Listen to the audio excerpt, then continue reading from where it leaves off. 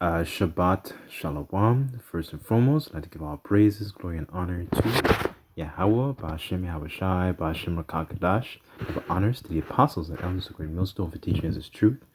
Salutations to the sincere Akim and Aqua that may listen. May the blessing of election be upon your house. My name is Brother Akwai. I'm back in here with another lesson.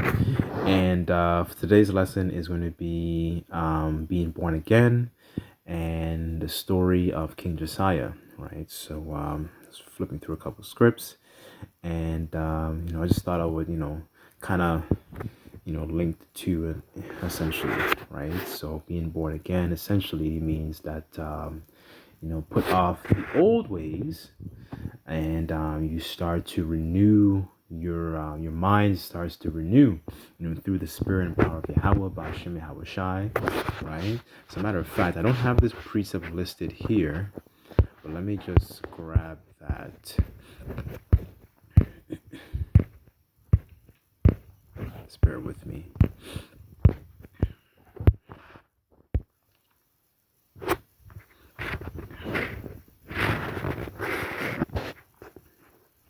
Okay, so this is Colossians chapter 3, verse 9, and it reads, lying not to another, seeing that ye have put off the old man with his deeds, and put on the new man that is, which is renewed in knowledge after the image of him that created him, right? So we don't coming into this wisdom, knowledge, and understanding, we start to put off a lot of the old habits, the old ways, the old thinking, the old thoughts, the old practices that we used to do, and then we start to renew our minds with this, with wisdom, and being more brotherly, being more sisterly if you're a woman, or just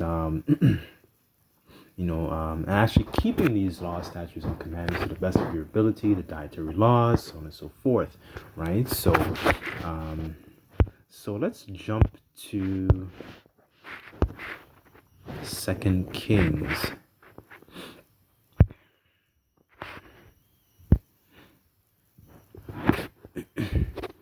So I'm going to read this in the NLT, and I'm going to skip through this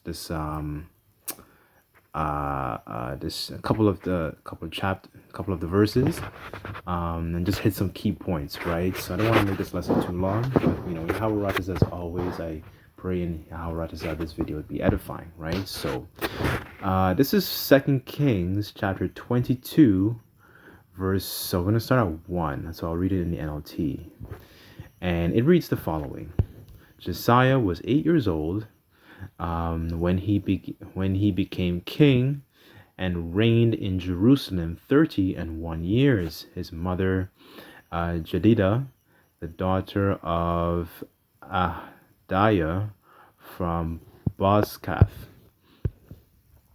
And he did what was pleasing in the Lord's sight, and followed the example as his ancestor David, right? So Josiah was one of the kings that was one of the kings of the southern kingdom, king of Judah, right? So so this is after the split of the kingdoms. So you had the kingdom of Israel and you had the kingdom of Judah, right? So there were many of the kings that came before him that were not doing the what was pleasing to the Lord, right? So let's continue. So read verse 2 again, and he said, he did what was pleasing in the Lord's sight, and followed the example of his ancestor David. He did not turn away from doing what was right. Verse 3, and it reads, in the 18th year of his reign, King Josiah sent Shaphan, the son of Azaliah, and grandson of Meshulam,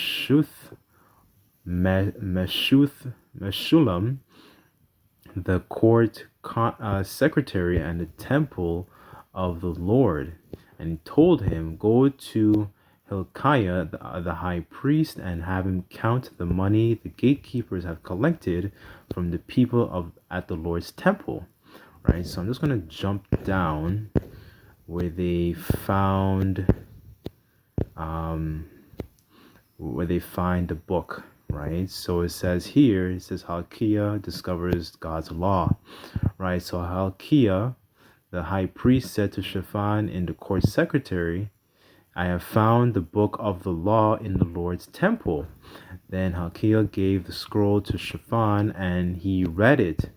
And Shaphan went to the king and reported, Your officials have turned over the money collected at the temple of the Lord to the workers and supervisors at the temple. Shaphan also told the king, Hilkiah, the priest hath given me a scroll. So Shaphan read it to the king.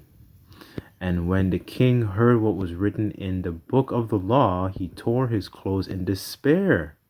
And then he gave these orders to Hilkiah and the priest, and Ahikam, the son of Shaphan, Akbor, the son of Micaiah, Shaphan, the court secretary, and Asaiah, the king's personal advisor. Go to the temple and speak to the Lord for me, for the people of all Judah. Inquire of the words written in this scroll that has been found. For the Lord's great anger is burning against us, because our ancestors have not obeyed the words in this scroll.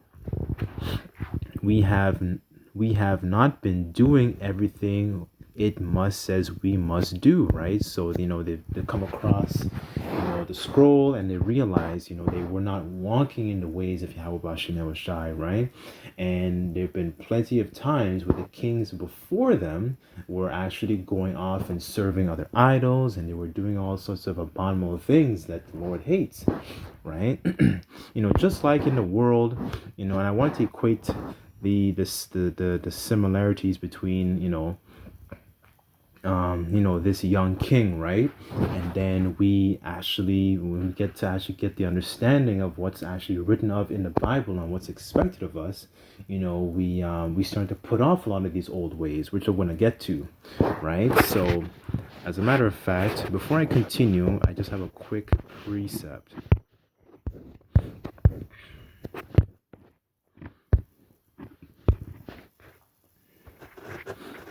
Okay, this is Proverbs chapter 22, verse 6, and it reads, Train up a child in the way he should go, and when he is old, he will not depart from it, right? So, ideally, a child, an Israelite child, should be raised in the ways of the Bible. They should be instructed in the ways of the Bible, right? So when they're old, this is what gives them guidance, for particular situations, how to handle themselves, right? That's the point of you Israelites of having culture, right? Because it actually instructs you of things to do, things that are appropriate, things what not to do, right? So you remain as an individual who's pleasing unto the Heavenly Father, right? So because through generations of our ancestors not keeping the law, statutes, and commandments, it's why we fell into captivity, and it's why we're under these curses today.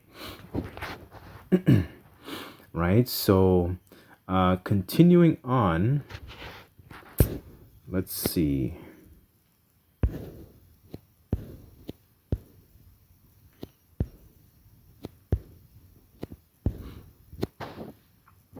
I want to go across to where he starts making the Reformation, right? So this is Second Kings, Salakia, chapter 23. I'm going to start at verse 1. Then the king summoned all the elders of Judah and of Jerusalem. And the king went up to the temple of the Lord, where all the people of Judah and Jerusalem, along with the priests and the prophets and all the people, from the least to the greatest. There the king read them the entire book of the covenant that had been found in the Lord's temple. And the king took his place of authority beside the pillar and renewed the covenant in the Lord's presence. He pledged to obey the Lord Yahweh B'Shem Yahushai by keeping all his commandments and decrees with all his heart and his soul. In this way he confirmed all the terms of the covenant that were written in the scroll, and all the people pledged themselves to the covenant, right? So, it's very interesting, like, especially, as young men, when we come into this wisdom and knowledge and understanding, we start to take on the same things. We start to do the same things, right? Just like we start making those reformations, right? I think reformations was mentioned earlier. Hold on. Okay, let me just get that word in the etymology, then I want to grab another concept.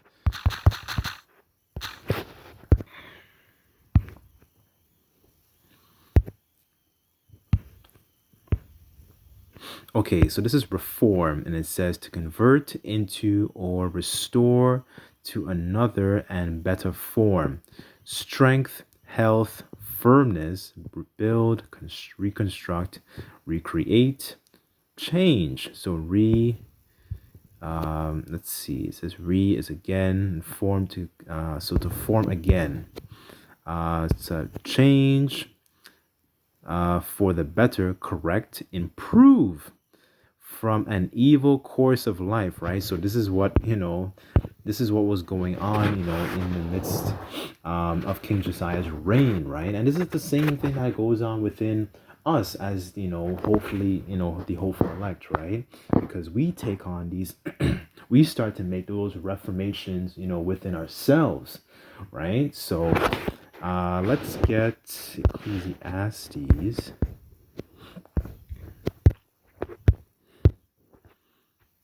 Okay, this is Ecclesiastes chapter 12, verse 1, and it reads, "Remember now thy Creator in the days of thy youth, while the evil days come not, nor the years draw nigh, when thou shalt say, I have no pleasure in them." Right? So, this is, it's a, because because he's in a very, very, young mind. And just like when we're, when we come into this wisdom, knowledge, and understanding, we're also being born again as, newborn babes desiring that sincere milk, right? So we start to, put off a lot of these old practices, and then start to abstain from certain things, especially in the world.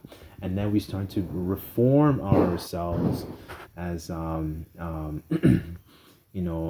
model ourselves after Yahweh and Yahweh Shai, right? So, and then let's get, this one's one of my favorites. Let's get another.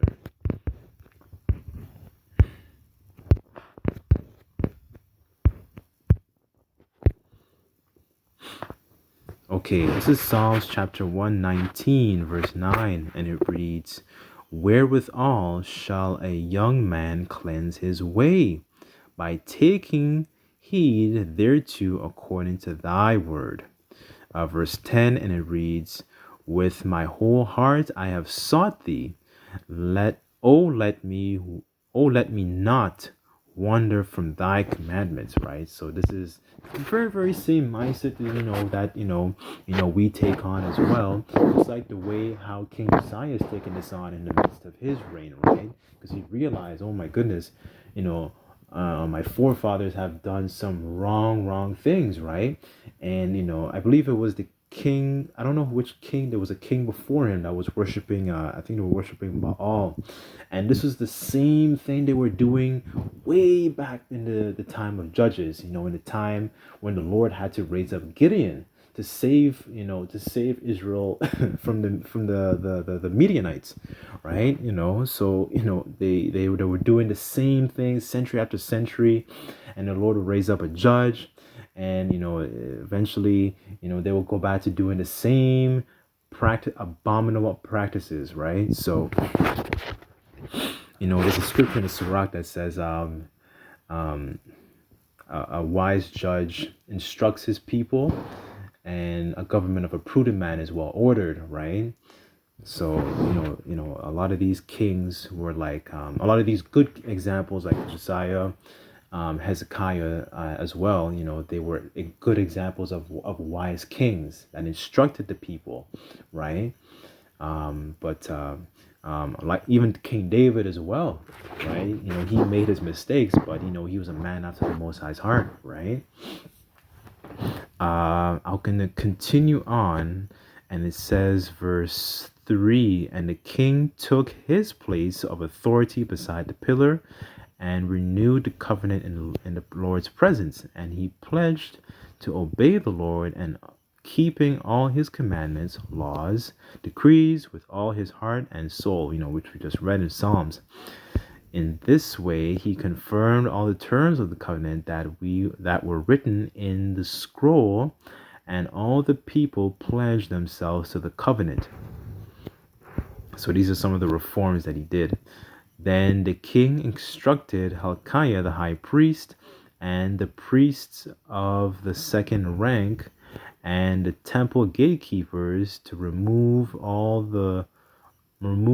from the Lord's temple all articles that were used to worship Baal, Asherah, and all the powers of the heavens. And the king had all these things burnt outside Jerusalem and the terraces of Kidron Valley, and carried the ashes away to Bethel. So now he's making those reforms, just like within ourselves. We make those reforms, right? We start to do things we start to put away a lot of things that that we're not pleasing to Heavenly Father. Those dead works, right? Whether it be smoking or drinking excessively or constantly chasing women, and I don't know, always trying to live it up every weekend, and just do a lot of things that are completely unprofitable and displeasing to the Heavenly Father, right? Start actually having some kind of character and standard, essentially, right? Verse 5, and it reads, he did away with the idolatrous priests who had been appointed by the previous kings of Judah that had offered sacrifices to the pagan shrines throughout Judah and even the vicinity of Jerusalem. They had also offered sacrifices to Baal and to the sun, the moon, and the constellations, and all to the powers of the heavens, right? So they, Israel they were just completely going off because they were just worshiping, all these different creations and, completely neglecting the Heavenly Father, right? The scriptures say that, thou shalt not have other gods before me, right? Even yourself too, because worshiping your birth, having birthday celebrations is, likened unto worshiping yourself, which is satanic, right? I had a priest. Oh, God, I have another priest. So this one's one of my all-time favorites as well. This is Wisdom of Solomon, chapter 13, verse 1, and it reads, surely in vain that all men by nature who are ignorant of Yahweh Bashem Yahushai, and could not out of the good things that are seen know him, that is, neither by considering the works they acknowledge the workmaster, but deemed either fire or wind or the swift air or the circle of the stars or the violent water or the lights of heaven to be the gods which govern the world. I'm going to read verse 3. Whose beauty, if they being delighted, took them to be gods. So, this is exactly the mindset that Israel was at the time under these previous wicked kings, right? because they were deeming all these different things to be the gods, the gods made from, stone and wood and anything that was made by man's hands, right? Rather than they were worshiping all those creations rather than the creator, right? Let them know how much better the Lord of them is. For the first author of beauty hath created them, right? So, the first author is Yahweh, right? So he is the one who is, and he's created all things, right? But they deemed all these things to be more important, and they strayed away from the Heavenly Father, right? So I'm just going to read a little bit more. And it says, verse 6, and it reads, the king removed Asherah pole from the Lord's temple and took it outside to Jerusalem to the Kidron Valley, where he burnt it. Then he ground the ashes of the pole to dust, threw the dust over the graves of the people. He tore down the living quarters of the male and female shrine, prostitutes that were inside the Lord's temple. So, Israel was just madly just going off, right? So this is why the Lord was angry with us, right? And, he threw us into multiple different captivities. Further on it reads, where the women wove coverings for the Asherah pole. Josiah brought to Jerusalem, and the priests who were living in other towns of Judah. He had also defiled the pagan shrines where they had offered sacrifices all the way from Gibeah to Beersheba. He destroyed the shrines he destroyed the shrines at the entrance to the gate of Joshua, and the governor of Jerusalem. This gate was located to the left of the city gate as one enters the city, right? So he was just in like Reformation mode, right? He was like cleaning up the place and making the temple look more pleasing, because we were just committing all this spiritual fornication, with all these other gods, right? Let's get another one.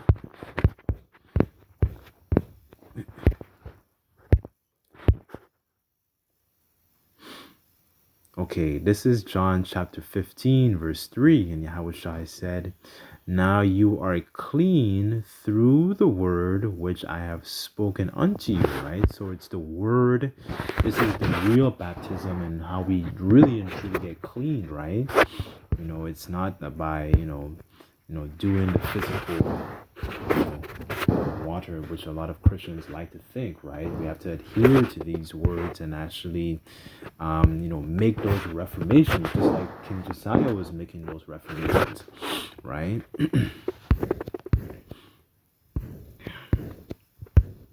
Let's end off with this last one.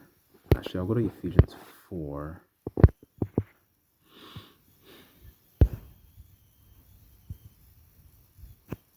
Okay, I'll start at 21, and it reads, so this is Ephesians chapter 4, verse 21, and it reads, if so be ye have heard him, and have been taught by him, as truth is in Yahushua, that ye put off concerning the former conversation the old man, which is corrupt according to the deceitful lusts, and be renewed in the spirit of your mind, and that ye put on the new man, which is after Yahweh Bashem Yahushai, is created in righteousness and true holiness. Wherefore, putting away lying, speak every man truth with his neighbor, for we are members of one another, right? So, this, and, a lot of the formal conversations, things that we were probably even trying to think about doing that were probably even vain to begin with, of all these things that we were wanted to do in the world and stuff like that was completely unprofitable for our actual souls.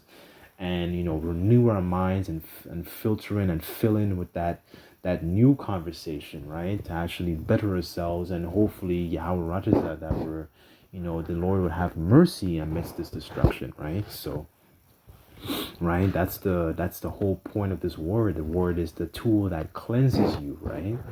So anyways, I want to end it off here, but there's a bit more to the story, but I wanted to touch on those, a few of those quick points. I didn't want to make this lesson too long, but how Rajas, as always, I pray and hope that this video is edifying. And I just like to give all praises, glory, and honor to Yahweh, Ba'ashem Yahweh Shai, Ba'ashem Kakadash. Give honors to the apostles and elders of Great Millstone for teaching us his truth. Until next time, I say Shalom.